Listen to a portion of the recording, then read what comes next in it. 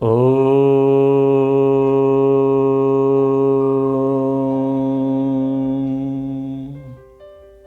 सहनाववतु सहनौ भुनक्तु सह वीर्यं करवावहै तेजस्विनावधीतमस्तु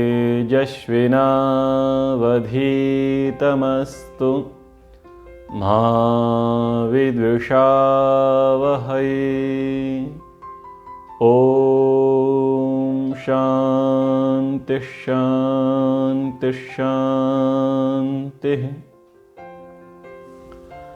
ईशोपनिषद हम पढ़ रहे हैं और ईशोपनिषद का 8वां मंत्र सपर्यगात शुक्रम अकायम अव्रणम असनाविरम शुद्धम अपापविद्धम, इस मंत्र पर विचार चल रहा है।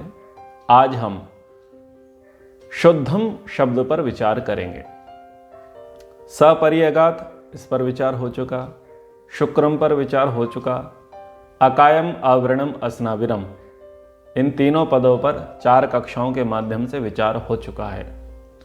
आज हम शुद्धम पर विचार करते हैं। शुद्धम शब्द के संबंध में महर्षि दयानंद जी कहते हैं, अविद्या आदि दोषों से रहित और सदा पवित्र। ये व्याख्यान महर्षि जी ने किया है कि ईश्वर जो है अविद्या आदि दोषों से सर्वथा रहित है और सदा पवित्र है। जीवात्मा को जो अविद्या, अज्ञान, क्लेश आदि जो दोष हैं जो आ घेरते हैं, उन सब दोषों से परमात्मा पृथक है। शास्त्र कह रहा है कि ईश्वर शुद्ध है, पवित्र है, लेकिन समाज में ईश्वर को शुद्ध पवित्र नहीं माना जाता। समाज में लोग क्या मानते हैं? ईश्वर अशुद्ध हो जाता है, ईश्वर अपवित्र हो जाता है। इसलिए जो समाज के लोग हैं वो ईश्वर को शुद्ध और पवित्र करने का कार्य करते हैं। देखो, मनुष्य कितना अद्भुत प्राणी है। जिसने सारे संसार को बनाया और जिसके विषय में यह कहा कि वो शुद्ध है, सदा पवित्र है, उसको ये मनुष्य जाति अशुद्ध मानती है और शुद्धि का कार्य करती है। तो जो ईश्वर को भी शुद्ध करने लग जाए तो ये तो मनुष्य जो है वो तो ईश्वर से भी ऊपर की स्थिति हो गई ना। अभी चंद्र ग्रहण पड़ा और उससे पहले सूर्य ग्रहण पड़ा, तो मनुष्यों ने क्या किया? बोले कि ईश्वर अशुद्ध हो जाएगा, इसलिए पूजा पाठ मत करो। ठीक है। और क्या किया? जिन स्थानों पर वो ईश्वर को मानते हैं, साकार रूप में ईश्वर को मानते हैं, वहां के दरवाजे लगा दिए गए, वहां के किवाड़ बंद कर दिए गए, बोलते हैं पट बंद कर देना, पर्दे लगा दिए गए। और क्या किया गया? जब वो ग्रहण का समय गया, जिसको ये बोलते हैं सूतक, जब सूतक का काल नष्ट हुआ तो फिर वो दरवाजे खोले गए, पूरे मंदिर के प्रांगण की शुद्धि करी गई और कपड़े बदले गए। यानी जो श्रृंगार है वो श्रृंगार बदला गया है। पूरे भारत में सब लोगों ने श्रृंगार बदला है। क्या माना सबने? कि अशुद्ध हो चुका है, ग्रहण लग चुका है। अब ईश्वर पर ग्रहण लगा है, ईश्वर अशुद्ध हुआ है या इनकी बुद्धि पर ग्रहण लगा है, ये विचारने की बात है। ठीक है। और क्या मानते हैं? ये शुद्धि अशुद्धि इनकी बुद्धि में घुसी पड़ी है, इसलिए क्या किया कि एक वर्ग विशेष ही आएगा और दूसरा वर्ग नहीं आएगा। कहीं ना कहीं मनुष्यों में मनुष्य की एक जाति है। लोग जाति का अर्थ क्या समझते हैं? यादव जाति, कुशवाहा जाति, ठाकुर जाति, ब्राह्मण जाति, ऐसे ऐसे जाति का अर्थ निकालते हैं। जबकि जाति का अर्थ होता है जातक, जिसमें आप जन्मे, आप किस में जन्मे? आप मनुष्य योनि में जन्मे। तो मनुष्य एक जाति है, पशु एक जाति है, पक्षी एक जाति है, पेड़ एक जाति है, पौधे एक जाति है। ये सब जातियां हैं। और ये जातियां कैसी हैं? जो परिवर्तित नहीं होती। जातियां बदलती नहीं हैं।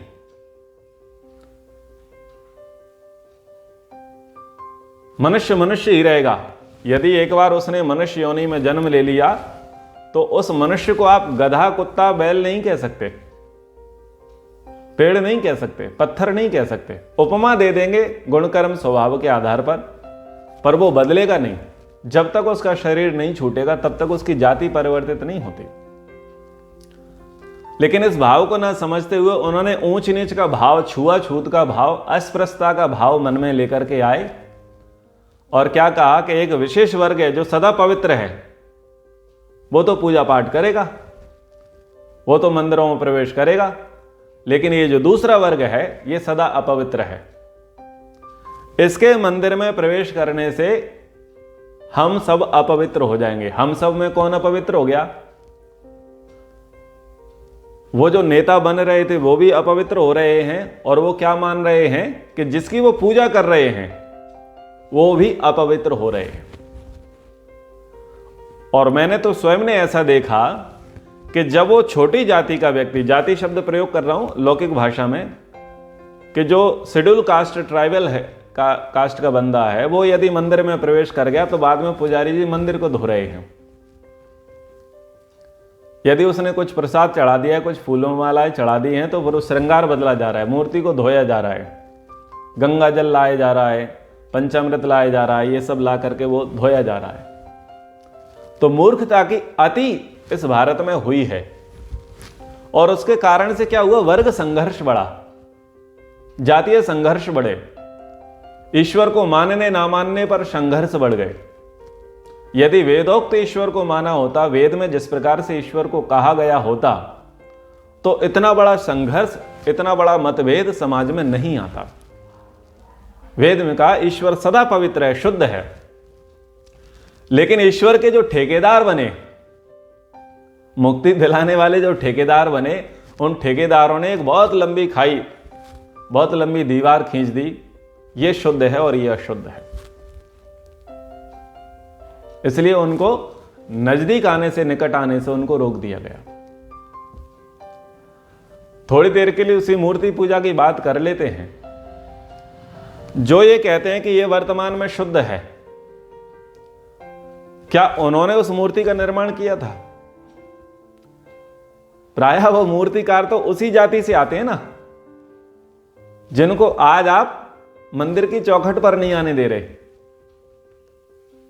विचार करके देखिए, ये जो नवदुर्गा का कार्यक्रम आरंभ होता है, गणपति की पूजा का कार्यक्रम आरंभ होता है, उससे पहले सड़कों पर धूल खा रही होती हैं मूर्तियां, और वो लोग पैर रख करके, मूर्तियों के ऊपर पैर रख करके भी अपना काम चलाते हैं। यदि ऊपर से कोई वस्तु उन्हें उठानी है तो वो तो मिट्टी पत्थर का ढेर मान करके व्यवहार करते हैं ना, और वही लोग उस मूर्ति को बनाने वाले होते हैं। जिस मूर्ति को ये बड़ी जाति वाले लोग साष्टांग दंडवत करते हैं और छोटी जाति वाले लोगों को आने से मना कर देते हैं। आजकल तो थोड़ी बहुत अकल आ गई है, जागरूकता आ गई है, इसलिए अब ऐसा छुआछूत का व्यवहार प्रायः नहीं देखा जाता। लेकिन मध्यकाल में ये मूर्खताएं पर्याप्त थीं, इसमें कोई दो मत नहीं है। तो ये सारे व्यवहार कैसे हैं? ये मूर्खता वाले व्यवहार हैं, वेद विरुद्ध व्यवहार हैं, अशास्त्रीय व्यवहार हैं। थोड़ा समझना चाहिए, जानना चाहिए।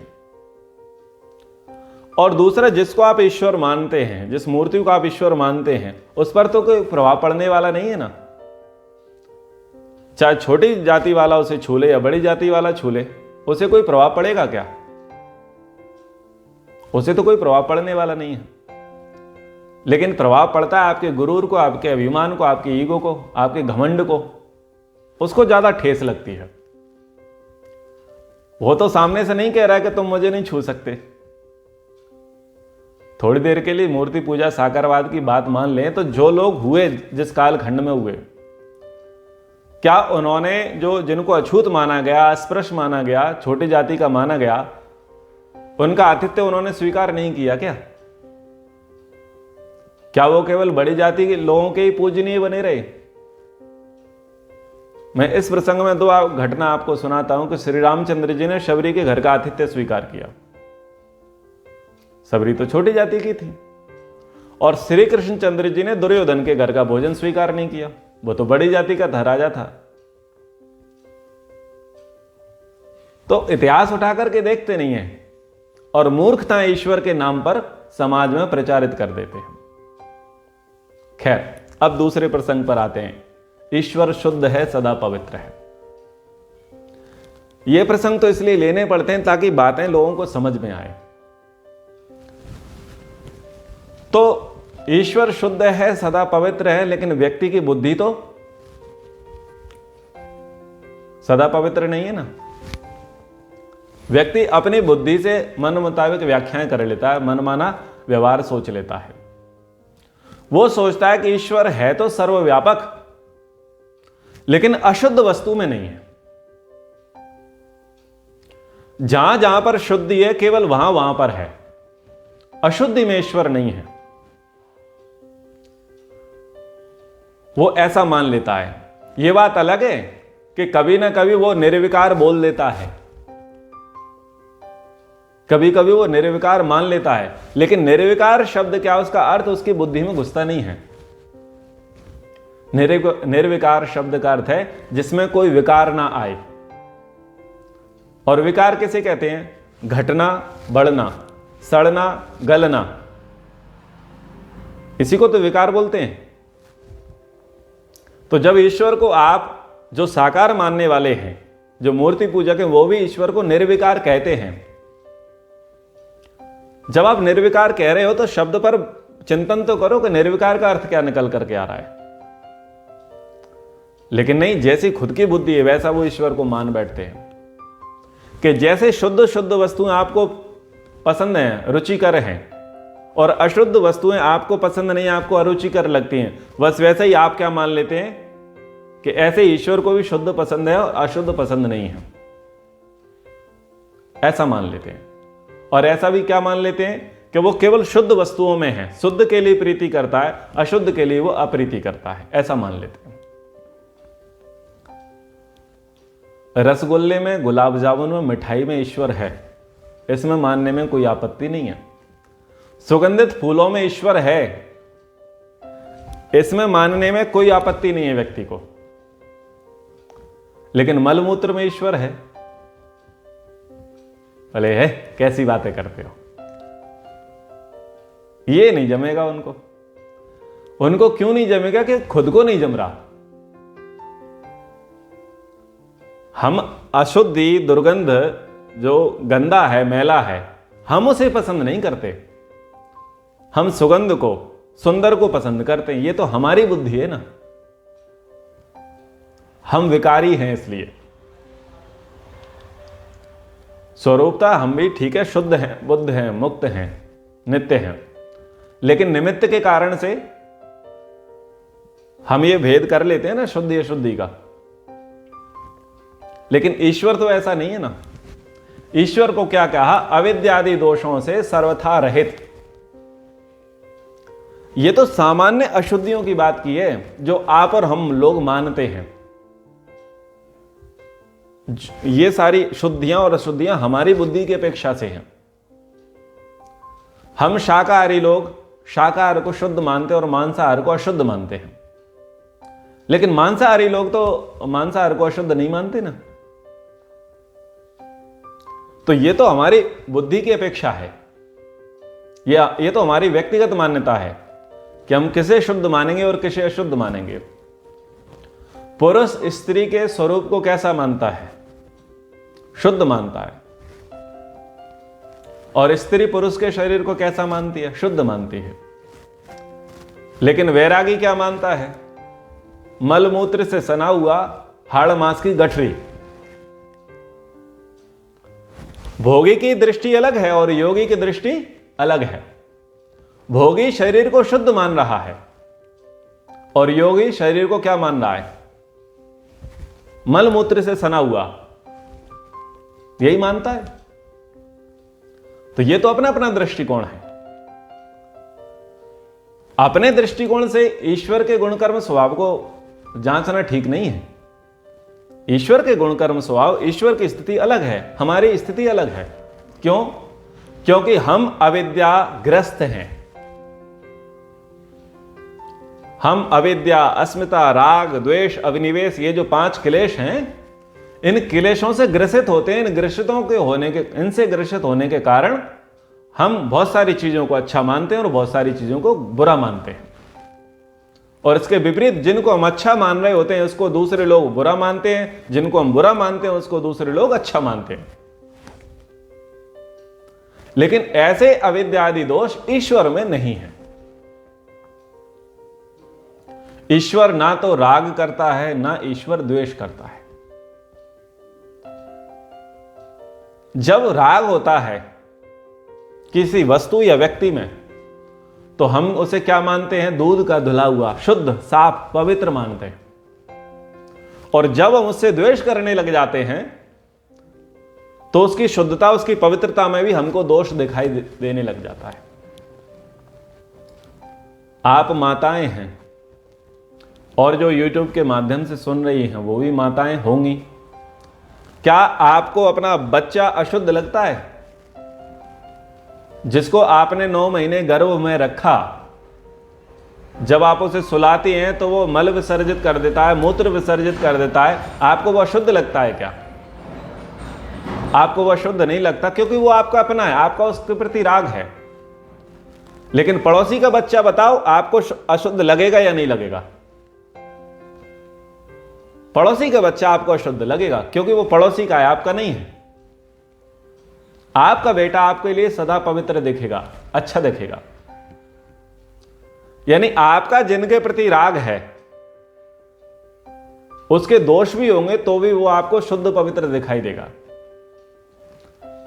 और जिनके प्रति आपका द्वेष है, वो कितने ही पवित्र बने रहें, लेकिन आपकी द्वेष बुद्धि है तो आपकी बुद्धि में वो अशुद्ध है, गलत आदमी है।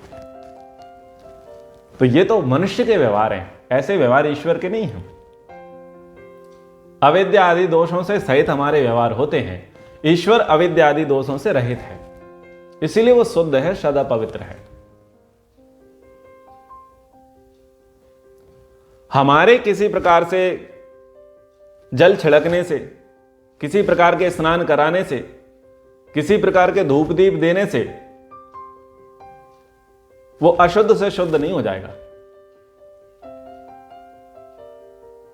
क्यों नहीं हो जाएगा? क्योंकि वो शुद्ध ही है। हम उसे अशुद्ध मान लेते हैं। हम क्या कहते हैं? खंडित हो गया, खंडित हो गया। कथा करने जाते हैं, सत्यनारायण की कथा, तो बैग में ठाकुर जी रखे रहते हैं, कुछ पुस्तक रखी होती है धार्मिक, कुछ शंख, झालर, कंठी, ये सब रखे रहते हैं। तो क्या मानते हैं? बोले छोटी जाति का व्यक्ति या अशुद्ध व्यक्ति या बिना नहाए इनको नहीं छूना, नहीं तो ये क्या हो जाएंगे? ये अशुद्ध हो जाएंगे, अपवित्र हो जाएंगे। फिर क्या करना पड़ेगा? बोले हमको भी नहाना पड़ेगा और इनको भी नहलाना पड़ेगा।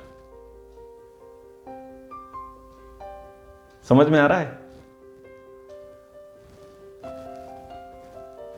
तो ये विचारणीय है, ये व्यवहार विचारणीय है कि आप किसे शुद्ध मान रहे हैं और आप किसे अशुद्ध मान रहे हैं।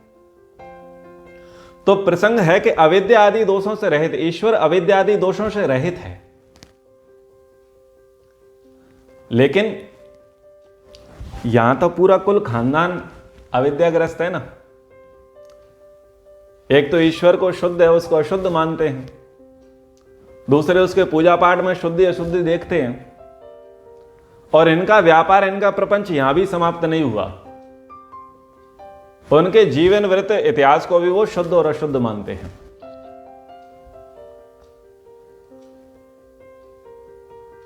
जिनको हम अवतारी पुरुष कहते हैं, क्या वो अविद्या से ग्रस्त नहीं थे? श्री रामचंद्र जी क्या पत्नी के वियोग में रोए नहीं थे? भाई के मरणासन्न होने पर रोए नहीं थे क्या? रोता क्यों है व्यक्ति? रोता तब है जब उसे राग हो। जब राग होगा और जिसके प्रति राग होगा और वो यदि छूटेगा, टूटेगा, उससे वियोग होगा, तो क्या होगा? दुख होगा। और क्रोध कब आएगा? जब द्वेष होगा। ठीक है ना? क्रोध तभी आएगा जब द्वेष होगा। और मरने से डर कब लगेगा? मृत्यु का भय कब होगा? जब अभिनिवेश होगा। तो अविद्या, अस्मिता, राग, द्वेष, अभिनिवेश, इनकी व्याख्याएं आप योग दर्शन में पढ़ें और पढ़ करके जिनको अवतारी पुरुष माना गया उनके चरित्र चित्रण को देखें, तो आपको पता चलेगा कि उनका जीवन भी अविद्याग्रस्त था। वो भी दुख से दुखी हुए थे, सुख से सुखी हुए थे। हर्ष और शोक उनको भी घेर रहा था, उन्नति और अवनति उनको भी घेर रही थी, भूख प्यास उनको भी सता रही थी। जैसे मनुष्यों को, हमको ऐसे ये जो दोष हैं आ घेरते हैं, वैसे ही दोष उनको भी आ घेरे थे। लेकिन फिर भी यदि हट करें कि नहीं, वो तो परब्रह्म थे, वो तो लीला कर रहे थे, परब्रह्म थे, वो तो लीला कर रहे थे, मनुष्यों को व्यवहार सिखा रहे थे, तो फिर उनकी कुंडली निकालो कि उनके जन्म क्यों हुए, उनके अवतार क्यों हुए, उसकी कुंडली निकालो, तो कुंडली के मूल में आपको यह समझ में आएगा कि अविद्यादि दोषों से ग्रसित थे, इसलिए कुछ गड़बड़ घोटाले किए, इसलिए उनको श्राप लगा, इसलिए उनको आना पड़ा, इसलिए उनको आना पड़ा। आप गणेश जी की उत्पत्ति का प्रसंग सुनते हैं। गणेश जी की उत्पत्ति के प्रसंग में जो गणेश जी अपनी माता पार्वती की रक्षा कर रहे होते हैं और पिता शिव जी आ रहे होते हैं, वो सारा प्रसंग आप सुनिएगा और किस प्रकार से उनकी हत्या की जाती है और दूसरे का सिर ट्रांसप्लांट किया जाता है। ये अद्भुत विज्ञान है जो आज तक कहीं तो है नहीं। बहुत धन्यवाद है पुराणकार की बुद्धि को। लेकिन उस पूरे प्रसंग में देखना, वहां जितने देव दिखाई दे रहे हैं, ब्रह्मा, विष्णु, महेश, ये तीनों के तीनों अविद्याग्रस्त हैं। वहां पर वो प्रसंग ध्यान से देखिएगा तो आपको चीजें समझ में आएंगी। समुद्र मंथन में जो मोहिनी अवतार की कथा आती है, उस कथा को ध्यान से सुनकर के देखिएगा, आपको समझ में आएगा कि वो अविद्यादि दोषों से ग्रसित स्थिति है। ऐसे ही आप धीरे धीरे ये पुराणों को आप उठाते जाइए, विष्णु पुराण, शिव पुराण, भागवत पुराण, देवी भागवत, इनको आप उठाते जाइएगा, तो वो जो सुपीरियर सत्ता जिनको माना गया, त्रिदेव जिनको माना गया, उनके जीवन वृत्त व्यवहार को भी देखते हैं सूक्ष्मता से, तो वहां अविद्या आदि दोषों से वो सहित हैं, अविद्या आदि उनमें चिपके पड़े हैं। तो ईश्वर जो है वो अविद्या आदि दोषों से सर्वथा रहित है। माया ईश्वर से नहीं चिपकती, अविद्या को ही क्या कहा गया? माया। माया ईश्वर से नहीं चिपकती। अच्छा, लोग अपनी बात को पुष्ट करने के लिए अलग ताने वाने बुनते हैं। वो ब्रह्म किसे मानते हैं? ब्रह्म उसे मानते हैं जिसका उपदेश उपनिषदों में किया। ब्रह्म उसे मानते हैं जो ब्रह्मा, विष्णु, महेश इनसे सर्वोपरि हैं। जो तीनों देव जिनकी उपासना करते हैं उसको ये ब्रह्म मानते हैं। और ईश्वर किनको मानते हैं? बोले ईश्वर मानते हैं ब्रह्मा, विष्णु, महेश को ईश्वर मानते हैं। और भगवान किनको मानते हैं? बोले जितने अवतार हुए उनको भगवान मानते हैं। यानी वो उन्होंने अपनी गुंजाइश पर्याप्त कर रखी है कि यदि कोई व्यक्ति आक्षेप करे तो हम ये कहकर के बच जाएंगे, ये कहकर के बच जाएंगे। एक व्यक्ति ने व्याख्यान के दौरान यूट्यूब पर एक कमेंट किया था कि आप ईश्वर का उपदेश कर रहे हैं या ब्रह्म का उपदेश कर रहे हैं, दोनों अलग अलग है। तो ऐसे भी लोग हैं, अर्थ नहीं समझते, बस अपने जुगाड़ देख लेते हैं। तो ये सब जुगाड़ है। खैर, तो अविद्या आदि दोषों से वो रहित है। यजुर्वेद में योग दर्शन में एक सूत्र आया है, क्लेश कर्म विपाक आशये अपरामृष्टः पुरुष विशेष ईश्वरः। क्लेश कर्म क्लेश हैं, अविद्यादि जो 5 क्लेश हैं, वो क्लेश ईश्वर को नहीं घेरते जैसे मनुष्यों को घेरते हैं। कर्म, जैसे मनुष्य कर्म करता है, शुभ और अशुभ कर्म करता है, मिश्रित कर्म करता है, निष्काम कर्म करता है, तो जब मनुष्य कर्म करता है तो उसको कर्म का फल भोगना भी पड़ता है, और बिना फल भोगे कर्म का फल नष्ट नहीं होता। और वो जो विपाक है, क्लेश कर्म विपाक, यानी उस कर्म का जो फल है, जो परिणाम है, उसको वहां विपाक कहा। और आशय क्या कहा? उन कर्मों के संस्कारों को, उनकी जो वासना है, उस वासना को विपाक आशय कहा। तो ईश्वर अविद्यादि क्लेशों से रहित है, कर्म और कर्म के फल से रहित है, जैसे कि मनुष्यों को होता है, और ना ही उसकी वासना होती है, ना उस वासना जन्य उसके संस्कार होते। वो इन सब से रहित पुरुष विशेष ईश्वरा, वो विशेष पुरुष है, वो ईश्वर है, यह व्याख्यान किया गया। तो कभी ईश्वर के शुद्ध स्वरूप को समझने के लिए आप योग दर्शन के इस सूत्र का भी अध्ययन करें। क्लेश कर्म विपाक आशय अपरामृष्टः पुरुष विशेष ईश्वरः, तो आपको समझ में आएगा कि ईश्वर शुद्ध है या नहीं है, ईश्वर पवित्र है या अपवित्र है। तो महानुभावों, ईश्वर स्वयं अपने विषय में बता रहा है वेद के माध्यम से कि हे जीवात्माओं, मैं, जो मेरा नाम मुख्य ओम है, मैं सर्वव्यापक हूं, सपर्यगात, मैं शुक्रम हूं, शीघ्रकारी हूं, लेट लतीफी नहीं चलती मेरे यहां, ना मेरे यहां देर चलती है, ना मेरे यहां अंधेर चलती है। और मैं अकायम हूं, स्थूल सूक्ष्म कारण शरीर से रहित हूं, मुझ में किसी भी प्रकार का खेद नहीं हो सकता। अवृणम असनाविरम, मैं किसी भी प्रकार की नस नाड़ियों के बंधन में नहीं आता। और शुद्धम, मैं अविद्यादि क्लेशों से सर्वथा रहित हूं, कर्म के फलों से रहित हूं, उनके वासना उनके संस्कारों से सर्वथा रहित हूं, मैं शुद्ध हूं, सदा पवित्र हूं। ये ईश्वर हमको कह रहा है स्वयं के बारे में वेद में, और हम उसकी नहीं सुन रहे। ये है मनुष्य, अद्भुत प्राणी। यानी उसको अपने बारे में कहना पड़ रहा है। क्यों कहना पड़ रहा है? क्योंकि उसे पता है कि ये मनुष्य होते कैसे, ये जीवात्मा होती कैसी।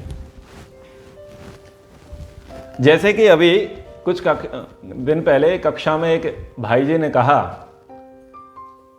कि जितने भी जो पौराणिक ग्रंथ हैं उसमें पूजने का अर्थ तो चरित्र का अनुसरण करना है, लेकिन ये कहीं नहीं कहा कि उसके चरित्र को फॉलो ना करो, केवल याचनाएं करते रहो, केवल प्रार्थनाएं करते रहो, तुम्हारा काम चल जाएगा। ये उन व्यक्ति ने कहा, मैं उनकी बात को मान लेता हूं, मानता हूं, लेकिन बताओ कि जो ठेकेदार हैं वो ऐसा कर रहे हैं क्या? हनुमान जी के जीवन चरित्र को आप चाहे रामचरितमानस से उठा करके पढ़ लीजिए या वाल्मीकि रामायण के नाम उठा करके पढ़ लीजिए, वहां रामायण में कोई श्लोक ऐसा आया हो जहां पर वो कह रहे हो कि मुझ पर तेल चढ़ाना मैं शनि को ठोक दूंगा, मुझ पर सिंदूर चढ़ाना मैं तुम्हारा 7.5 ढैया काट दूंगा, ठीक है, मैं तुमको भूत प्रेतों से बचाऊंगा, मैं तुमको बच्चे दिला दूंगा, तुम्हारी नौकरी दिला दूंगा, तुम्हारा व्यापार सेट करा दूंगा, तुम्हें दीर्घ आयु दूंगा। ऐसा उन्होंने श्री राम जी का किया था क्या? नकुल उसका किया, नल नील का किया था क्या? रावण का किया था क्या? अपनी माता अंजना का किया था? पूरी रामायण में उन्होंने किसी के साथ ऐसा नहीं किया। बोलो किया या नहीं किया? आप लोगों ने रामायण पढ़ी हो तो कहीं किसी के साथ ऐसा नहीं किया, और ना ही उन्होंने इसके संबंध में कुछ कहा। उन्होंने जो किया, उन्होंने तो जो किया वो बिल्कुल अलग किया। और लोगों ने क्या कहा कि भाई तुम तो महावीर हो, तुम्हारी उपमाएं बड़ी अद्भुत हैं, जो तुम्हें फॉलो करेगा वो उत्कृष्ट बन जाएगा। तो वास्तव में चरित्र को ही फॉलो करना चाहिए। अब जब वो ठेकेदार व्यक्ति हनुमान जी की मूर्ति या मंदिर के बाहर बैठा और मंदिर पर कोई व्यक्ति आया, तो क्या उसने ये उपदेश दिया कि तुम ब्रह्मचर्य का पालन करो, संस्कृत पढ़ो, ध्यान करो, प्राणायाम करो, और ऐसे व्यक्ति को आदर्श मानो जो राम के सदृश हो? उसने तो ऐसा नहीं कहा। उसने क्या कहा? तुम पर परेशानी चल रही है, हनुमान चालीसा का पाठ करो, सुंदरकांड का पाठ करो और तेल चढ़ाओ, सिंदूर चढ़ाओ। उसने तो यही बताया और मार्केट में इसी बात का प्रचार है, लोग यही कर रहे हैं। चरित्र पूजा की बात कहां आई? तो ये अद्भुत प्राणी है मनुष्य। यानी शास्त्रों में वो अपने विषय में कह रहे हैं कि भाई हम कैसे हैं, लेकिन ये महाबुद्धिमान मनुष्य क्या कह रहा है? ठीक है, वो जो तुमने कहा वो पोथी में बंद रखो, हम कहेंगे वैसा होगा। ठीक है, हमें पता है तुम शुद्ध हो, सदा पवित्र हो, अविद्या आदि दोषों से रहित हो, पर शांत रहो। हम बताएंगे कि तुम अशुद्ध हो और तुम्हें शुद्ध करने के लिए अलग अलग नदियों से जल लाया जाएगा और तुम पर चढ़ाया जाएगा, तुम्हारे लिए मंत्र बोले जाएंगे और सब जगह दक्षिणा चढ़ाई जाएगी। तुम शांत रहो, तुम्हें कुछ नहीं पता। समझ में आ रहा है? तुम कुछ नहीं जानते, तुम शांत रहो, तुम्हें क्या पता तुम अशुद्ध हो। हम नहाए नहीं है, तुम्हें छू लेंगे तो तुम अशुद्ध हो जाओगे, तुम्हें क्या पता, हमें पता है। तो ये अद्भुत प्राणी मनुष्य है।